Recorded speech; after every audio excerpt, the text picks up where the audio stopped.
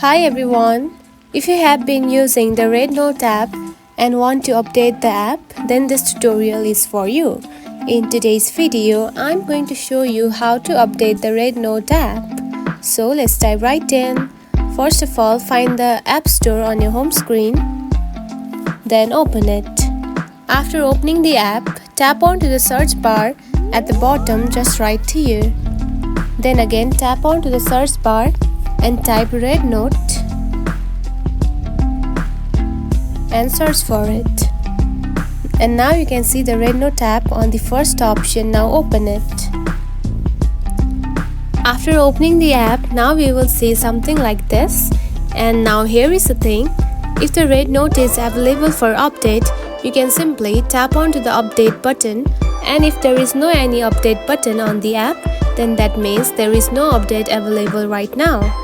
So if you want to update the app, you can simply wait for the update button on the app itself. And after that, you can simply update the app. And that's it. This is how you can update RedNOTE app. If you found this video helpful, don't forget to like and subscribe for more tips. Thanks for watching.